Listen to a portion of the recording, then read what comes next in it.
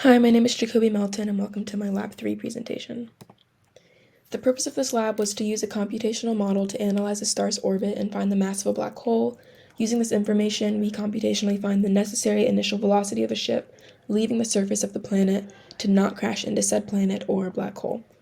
The fundamental principles of this lab were the momentum principle from Newton's second law and the universal law of gravitation.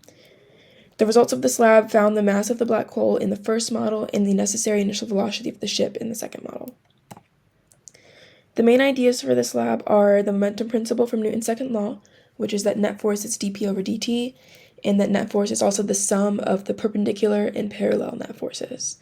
The perpendicular net force is the change in direction, and the parallel net force is the motion of the object.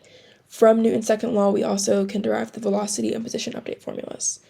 The second main idea of this lab is the universal law of gravitation, which is that gravity is the gravitational constant times the mass of both objects over r squared minus negative r hat.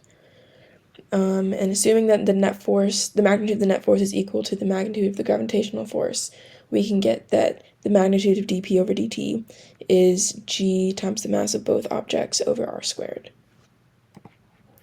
The initial conditions of the first model are that the system is the black hole and the surroundings are the star. We have the gravitational constant, the mass of the star, and delta T, which is 1 Earth day in seconds. Here's the computational model. We use the Newton's second law, or the momentum principle, P equals mv, to get the initial and final momentum. To get delta V and delta P, we use the final minus initial velocity and momentum, respectively. We use Newton's second law to get F net equals dp dt, and then from that we get the parallel and perpendicular components of the net force, and use the net force to find the mass of the black hole. The overall mass, there were several trials repeating the experiment, and each one output a different mass for the black hole, so the final mass was found by using the average of all of these output masses, and it was found to be 1.46 times 10 to the 34 kilograms. So according to the momentum principle, net force is the same as the rate of change of momentum. F net parallel is the net force parallel to the direction of motion, d mag p over dt times p hat, and F net perpendicular is the net force perpendicular to the direction of motion. For the second model, the initial conditions are that the system is the spaceship, the surroundings are the planet and the black hole.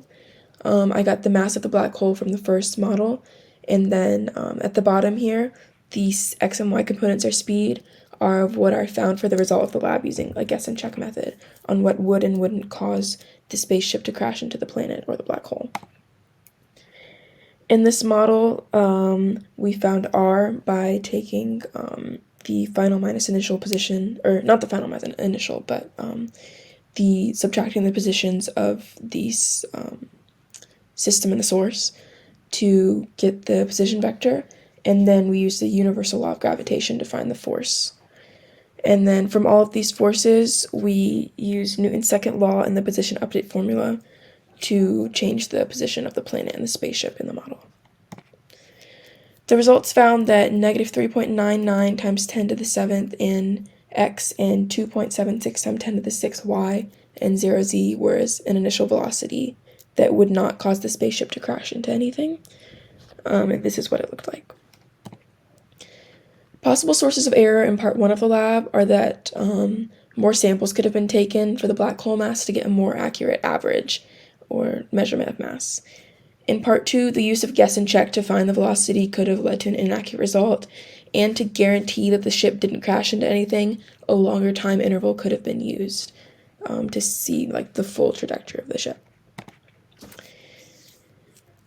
So if I wanted to send the spaceship into orbit around the black hole instead of just avoiding it, I used another guess and check method to see what velocity would put the ship into orbit, and I found that negative 2 times 10 to the 6x, 7 plus 7.77 times 10 to the 6y plus 0z was a good initial velocity. Thank you.